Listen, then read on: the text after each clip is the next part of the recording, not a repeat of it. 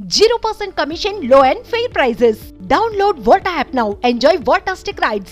నమస్తే, welcome to Suman TV. ఏపీలో రాజకీయాలన్నీ కూడా చాలా హాట్గా నడుస్తున్నాయి అండ్ చాలా శరవేగంగా కూడా మారిపోతూ వస్తున్నాయి రోజు రోజుకి. అయితే ప్రధానమైనటువంటి పార్టీల మధ్య పోటీ కూడా తారాస్థాయికి చేరుకుంటున్నటువంటి ఈ తరుణంలో జేడీ లక్ష్మీనారాయణ గారు జనసేన పార్టీ నుంచి బయటకు వచ్చి జై భారత్ నేషనల్ పార్టీని స్థాపించి ఒక సరికొత్త నినాదంతో మన ముందుకు వచ్చారు. అయితే ఈ పార్టీ యొక్క ముఖ్య ఉద్దేశం ఏంటి, ఎటువంటి నినాదాలతోటి ఈ పార్టీ పనిచేయబోతుంది, ఈ అంశాలపై మాట్లాడేందుకు మనతో పాటు ఉన్నారు Jai Bharat national party spokesperson Chiranjeevi Nayak గారు మనతో పాటు ఉన్నారు. సో సార్ మాటల్లో అడిగి తెలుసుకుందాం. Hello sir. హలో అండి, జై భారత్. యా సార్, అసలు జేడీ లక్ష్మీనారాయణ గారు జనసేన పార్టీ నుంచి బయటికి రావడానికి రీజన్ ఏంటి? పార్టీ నుంచి బయటకు వచ్చి ఇప్పటికిప్పుడు జై భారత్ నేషనల్ పార్టీని స్థాపించడానికి ఏంటి రీజన్? అంటే ఇప్పటికిప్పుడు కాదు, బయటకు వచ్చి 4 years అవుతుంది జనసేన నుంచి. అండ్ బయటకు వచ్చేదానికి రీజన్ ఫుల్ ఫ్లెడ్జ్డ్ పాలిటిక్స్ చేయాలనే ఒక ఉద్దేశంతో మా అధ్యక్షుల వారు ఐపీఎస్ నుంచి వీఆర్ఎస్ తీసుకొని వచ్చారు. జనసేన అధ్యక్షుల వారు నేను సినిమాలు చేస్తా, పాలిటిక్స్ చేస్తానంటే ఇది మా అధ్యక్షుల వారికి టైప్ ఆఫ్ పాలిటిక్స్ సెట్ అవ్వదు, 2 పడవల మీద కాలేజీ జర్నీ అనేది సెట్ అవ్వదనే ఒక ఉద్దేశంతో బయటకు వచ్చేసారండి. బయటకు వచ్చి ఆల్మోస్ట్ 4 years దాటింది. అయినా కూడా అంటే పార్టీ గురించి పెద్దగా బయటికి రాకపోవటానికి అంత దీనిగా జనాల్లోనికి వెళ్ళడం కూడా జరగలేదు కదా. అంటే జనాల్లో ఉన్నారు, ఆ ఫౌండేషన్ పరంగా యాక్టివిటీస్ చేస్తూనే ఉన్నారు సార్. జనాల్లోనే ఉన్నారు, మీకు కనపడి ఉండకపోవచ్చు అది, బట్ జనాల్లో నుంచి వచ్చిన అపీల్ మేరకే ఆయన పార్టీ. రైట్, ఎలాంటి నినాదంతో ముందుకు వెళ్ళాలనే ఉద్దేశంతో? ఒకటండి, మా ఉద్దేశం అయితే ఒకటి క్లియర్. ఇప్పటి వరకు ఉన్న పార్టీలు కానీ, ఇప్పటి వరకు ఉన్న ప్రభుత్వాలు కానీ, పార్టీలుగా వాళ్ళు గెలుచుకుంటూ వచ్చారు, ప్రజలను ఓడిస్తూ వచ్చారు. జై భారత్ నేషనల్ పార్టీ దాన్ని రివర్స్ చేసి ప్రజల్ని గెలిపించి ప్రజలతో రాజకీయాలు చేయించే ప్రయత్నంలో భాగంగా జై భారత్ నేషనల్ పార్టీ ప్రజల్లో నుంచి పుట్టొచ్చింది. సో మా పార్టీ వెరీ క్లియర్గా ప్రజలతో రాజకీయాలు చేయిస్తుంది, ప్రజల్ని గెలిపిస్తుంది, పార్టీని గెలిపించదు. That's the number 1 agenda.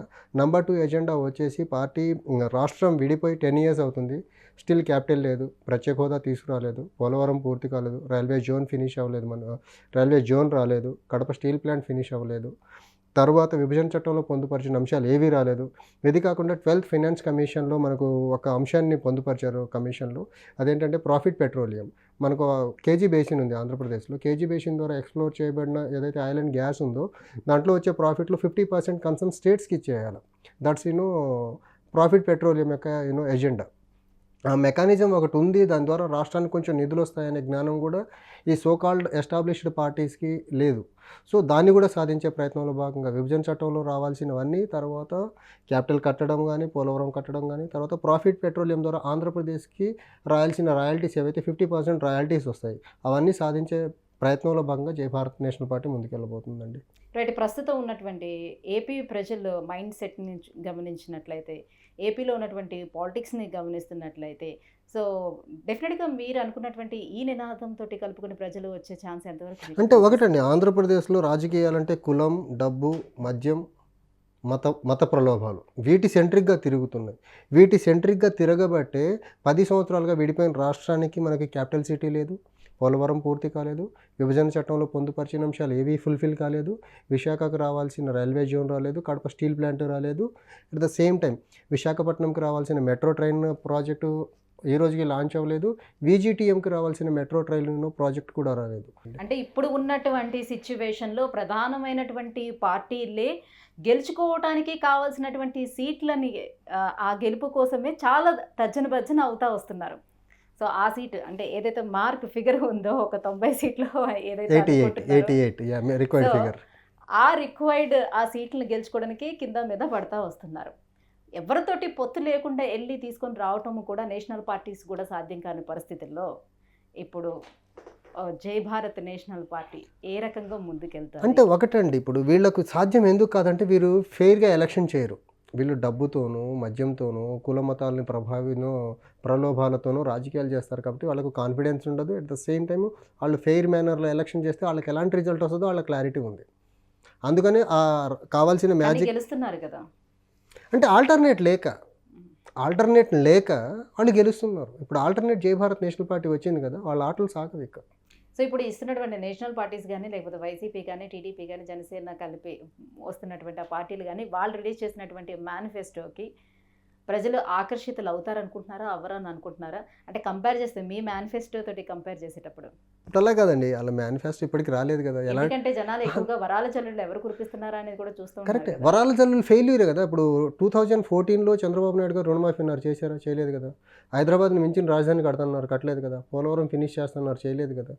ఆంధ్రప్రదేశ్ని సింగపూర్లో మారుస్తానన్నారు, చేయలేదు కదా. జపాన్లో చేస్తానన్నారు, చేయలేదు కదా. అంటే 2014 రాష్ట్రం విడిపోయిన తర్వాత నాకు ఇచ్చిన టైం 5 సంవత్సరాలు, ఈ 5 సంవత్సరాల్లో నాకు 5 సంవత్సరాల్లో మీరు 5 ఇవ్వాలన్నది ఇటుకలు ఏం కరెక్ట్గా చేయాలి? వేయలేదు కదండి. చంద్రబాబు నాయుడు గారు 5 సంవత్సరాల్లో 5 ఇటుకలు సరిగ్గా వేయకపోగా రకరకాల యూటర్న్స్ తీసుకొని ఆంధ్రప్రదేశ్ని ఒక అభివృద్ధి పరంగా దయనీయమైన స్టేజ్లో తోసేసింది చంద్రబాబు నాయుడు గారే కదా. ఇప్పుడు ఇస్తే కొత్తగా ఆయన ఏం చేస్తారు? ఈ చంద్రబాబు నాయుడు గారితో పాటు పవన్ కళ్యాణ్ గారు కూడా ఆ రోజు కూటమిలో ఉన్నారు కదా. అప్పుడు చెయ్యింది ఏంటి, ఇప్పుడు చేయగలిగింది ఏంటి? పొత్తు ప్రకటించారు సరే. డెవలప్మెంట్ పరంగా, క్యాపిటల్ కన్స్ట్రక్షన్ పరంగా, పోలవరం ప్రాజెక్ట్ పరంగా వీళ్ళు ఎలా ముందుకు వెళ్తామో ఈ రోజుకి రూట్ మ్యాప్ లేదు. జేడీ లక్ష్మీనారాయణ గారు ఎలా అయితే పాటుపడుతున్నారో, సో ఈ సమాజంలో మార్పు తీసుకురావాలి, సరైన రాజకీయం నడిపించాలి అని ఏ రకంగా అయితే పాటుపడుతున్నారో, సేమ్ అలానే మనకి జయప్రకాష్ నారాయణ గారు ఇక్కడ కూడా అలానే ట్రై చేశారు. చాలా సంవత్సరాలు ఉండి ఒక ఐఏఎస్గా ఉండి ఆయన రిటైర్డ్ అయ్యి రిజైన్ చేసి వచ్చి రాజకీయాల్లోకి వచ్చారు. దీన్ని బాగు చేయాలి, సమాజంలో మార్పు రావాలని చాలా కష్టపడ్డారు. కానీ ఆయన ఒక్కరి వరకే అది సాధ్యం కాలేదు కదా. ఆయన ఒక్కరే గెలుచుకుంటూ వచ్చారు ప్రతిసారి ఎమ్మెల్యే. ఒకసారి గెలిచారు ఆయన, ఒకసారి గెలిచారు, ఒకసారి పోటీ చేశారు, ఒకసారి గెలిచారు ఆయన. ఒక్కరే గెలిచారు. కానీ మనకు కేజ్రీవాల్ ఎగ్జాంపుల్ కనిపిస్తున్నారు కదా. ఢిల్లీలో గవర్నమెంట్ 2 సార్లు ఫామ్ చేశారు, పంజాబ్లో గవర్నమెంట్ ఫామ్ చేశారు, తర్వాత గుజరాత్లో రీజనల్ పార్టీ స్టేటస్ తెచ్చుకున్నారు, గోవాలో sizable number of seats votes తెచ్చుకున్నారు ఆయన. అదెందుకు కనపడలేదు మీకు? పడినటువంటి మరక ఈ రోజు మరి ఆయన మీద పడినటువంటి మరకే కదా. ఇంకా అది ప్రూవ్ అవ్వలేదు కదా. అది బీజేపీ వాళ్ళు కావాలని ఆయన మెలైన్ చేసే ప్రయత్నంలో భాగంగా నేను చూస్తున్నాను దాన్ని. అంటే మంచిగా అంటే బ్యూరోక్రాట్స్ పాలిటిక్స్లోకి వస్తే ఏదైనా మంచి చేస్తుంటేనేమో మరకలు అంటిస్తారు, పోనీ ఫలితాలు సాధించలేదేమో ఓడిపోయారంటారు. ఎలా? డ్యూయల్ స్టాండ్స్ మీరే తీసుకుంటే ఎలాగండి? ఒకటి సక్సెస్ని సక్సెస్లో చూపించండి, లేకపోతే సక్సెస్ని మరకలు అంటించొద్దు. అంటే ఏబీ ప్రజలను చూస్తుంటే మీకు అలా అనిపిస్తుందా? అంటే ప్రజల్లో ఒకటండి, ప్రజలది తప్పులేదండి. ప్రజలు ఏది నెగిటివ్గా తీసుకోరాళ్ళు. ప్రజలు అలా నెగిటివ్గా ఆలోచించేలా చేసింది ఈ సోకాల్డ్ పార్టీస్. వీళ్ళ ఆధిపత్య పోరు వల్ల జనాన్ని నలిపేస్తున్నారు, రాష్ట్రాన్ని నలిపేస్తున్నారు, అభివృద్ధికి దూరంగా ఉంచేశారు రాష్ట్రాన్ని. కేవలం వీళ్ళ ఆధిపత్య పోరు కోసమే, అంతే తప్ప ప్రజల్లో ఏం లేదండి. ఇప్పుడు మేము ప్రజల్లోకి వెళ్తూ ఉంటే వాళ్ళు డబ్బు ప్రభావం లేని రాజకీయం కావాలని కోరుకుంటున్నారు, మద్యం ప్రభావం లేని రాజకీయాలు కావాలని కోరుకుంటున్నారు వాళ్ళు, కుల మతాల ప్రభావం లేని రాజకీయాలు కావాలని కోరుకుంటున్నారు. కానీ ఈ రాజకీయ నాయకులు, ఈ సోకాల్డ్ ఎస్టాబ్లిష్డ్ లీడర్స్ వాళ్ళ గెలుపు కోసం కులాల్ని వాడుకుంటున్నారు, మతాల్ని వాడుకుంటున్నారు, డబ్బును వాడుతున్నారు, మద్యాన్ని వాడుతున్నారు, మీడియాని వాడుతున్నారు.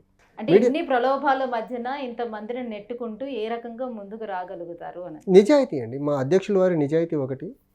అండ్ ప్రజల్లో ఏదైతే ఒక ట్రాన్స్ఫర్మేషన్ కావాలని ఆస్పిరేషన్ ఏదైతే ఉందో దాన్ని బేస్ చేసుకొని మా అధ్యక్షుల వారి నిజాయితీ రెండు క్లబ్ అయి ఒక కలెక్టివ్గా ముందుకెళ్ళి మేము అనుకున్న పాజిటివ్ రిజల్ట్ని సాధిస్తామండి. ఎన్ని స్థానాల్లోని పోటీ చేయబోతున్నారు?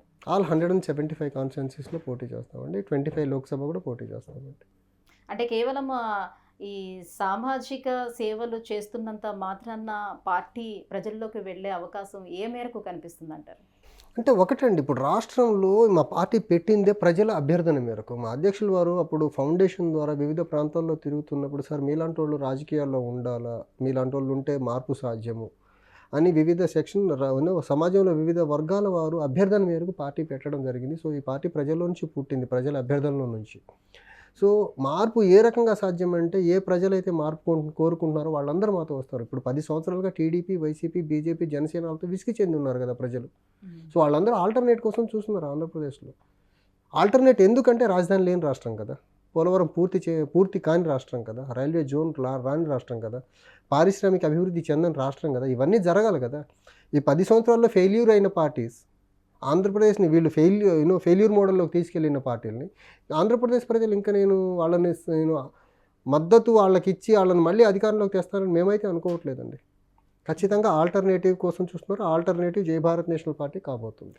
సుదీర్ఘమైనటువంటి రాజకీయం అనుభవం కలిగినటువంటి చంద్రబాబు నాయుడు గారు లాంటి వాళ్ళు ఆ పార్టీని ముందుకు తీసుకెళ్ళడానికి తర్జన పడుతున్నటువంటి పరిస్థితి ప్రజెంట్ నెలకొని ఉంది. ఈసారి ఎలా అయినా సరే గెలిచి తీరాల్సిందే. తర్జన భర్జన ఎందుకు పడుతున్నారు? సుదీర్ఘ అనుభవం పెట్టుకుని తర్జన భర్జన ఎందుకు పడుతున్నారు?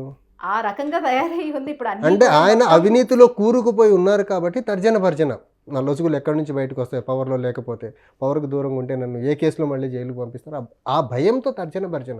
ప్రజలకు మంచి చేయాలనుకునే వాళ్ళకి తర్జన భర్జన ఎందుకు, క్లారిటీ ఉండేది. పొత్తు అనేది 40 లేకుండా years వెళ్ళడం అనేది లేదు, కష్టంగా అది మారుతుంది కదండి. ఆయన జీవిత చరిత్ర ఏంటండి, రామారావు గారి దగ్గర నుంచి పార్టీని గుంజేసుకున్న తర్వాత ఎప్పుడన్నా సింగిల్గా పోటీ చేశారు ఆయన?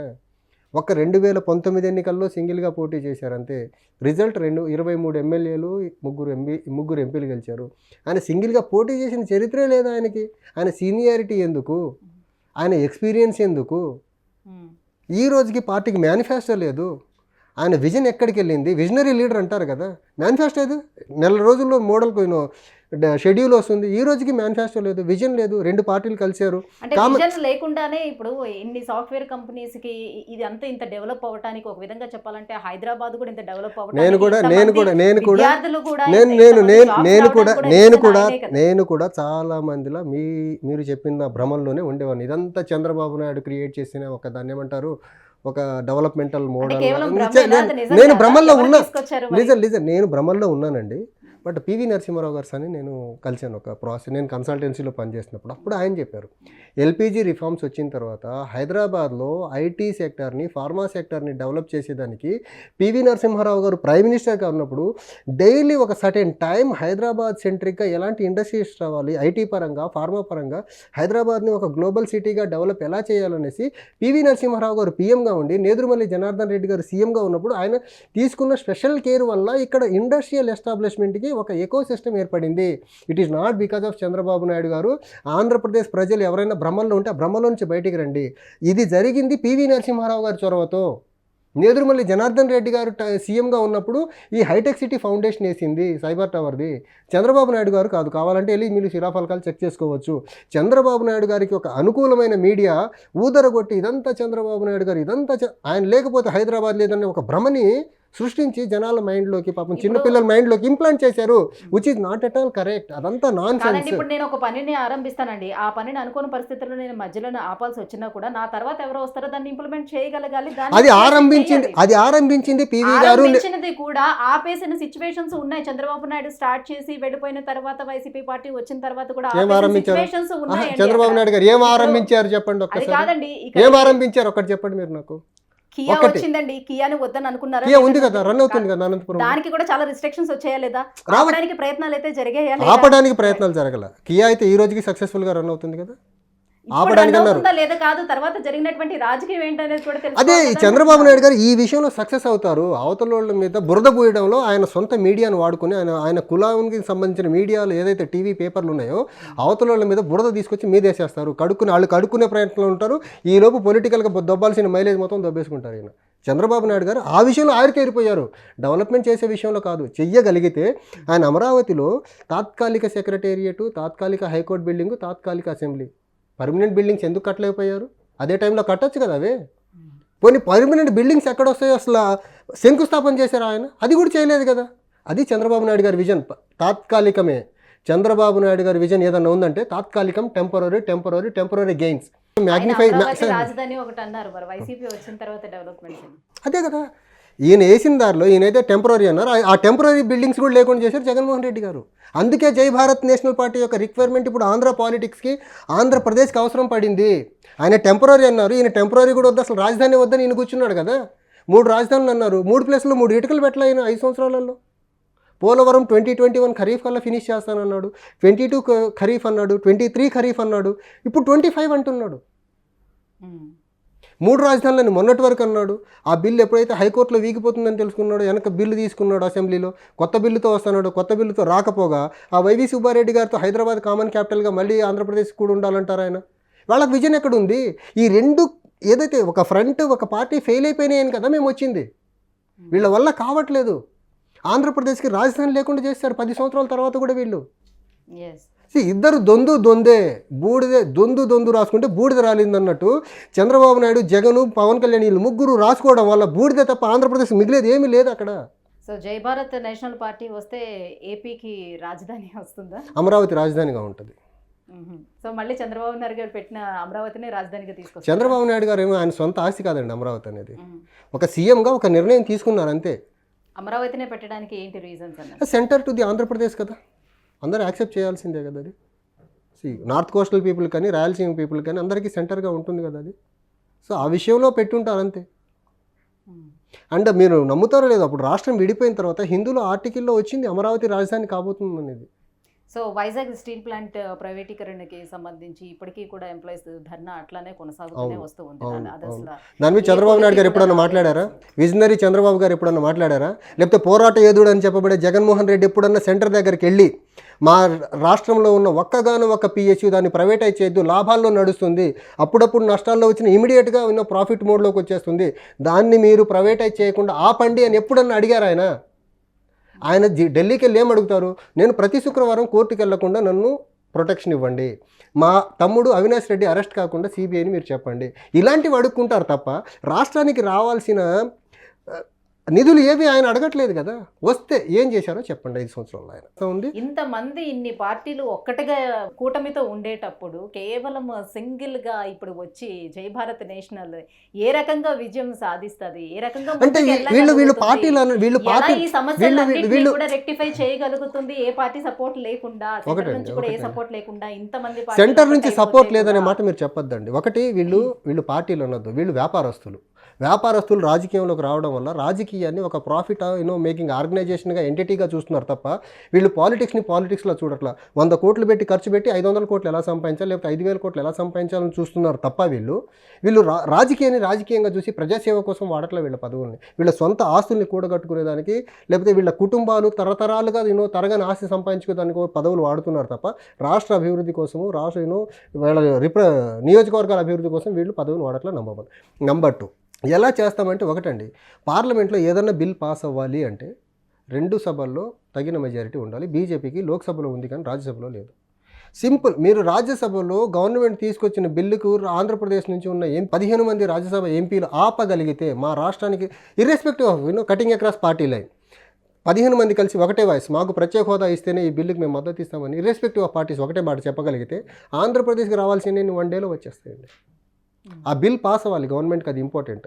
అది పాస్ అవ్వాలంటే వీళ్ళ మద్దతు అవసరము. వీళ్ళు మద్దతు ఇవ్వాలంటే మా రాష్ట్రానికి ఇవ్వాల్సింది ఇవ్వండి అని అడిగే దమ్ము లేదు వీళ్ళ ఫస్ట్. సో ఇలాంటి వాళ్ళకే కాదు, ఒక మంచి నినాదంతో వెళ్తున్నటువంటి మంచి నినాదం కాదు, మా అధ్యక్షుల వారి track record, honest track record ఉంది, అది చూడండి ఫస్ట్. ఆయన ఇంటిగ్రిటీ లెవెల్స్ చూడండి. ఏ స్కిల్ డెవలప్మెంట్ కేసులో అక్యూజ్డ్ కాదు మా అధ్యక్షుల వారు, సిబిఐ ఈడీ మనీ లాండరింగ్ కేసుల్లో అక్యూజ్డ్ కాదు, ప్రతి శుక్రవారం కోర్టుకు వెళ్లాల్సిన వ్యక్తి కాదు మా అధ్యక్షుల వారు. లేకపోతే పొత్తులు లేకపోతే గెలవలేము, అన్ని పార్టీలతో పొత్తులు పెట్టుకొని ముందుకెళ్ళి గెలవాలనే తాపత్రపడే వ్యక్తి కాదు మా అధ్యక్షులు వారు. పొత్తులు మీరు పెట్టుకోవటం లేదా, పొత్తులకు ఎవరు రావటం లేదా? ఎందుకు రావట్లేదు? నేను చెప్పా కదండి ఇందాక మీకు. ఖచ్చితంగా వేరే పార్టీ వాళ్ళు వచ్చారు, మీ లిస్ట్తో రండి, ఎలాంటి వాళ్ళు ఉన్నారు, మీ కార్యాచరణ ఏంటో రండి అని చెప్పాము మేము.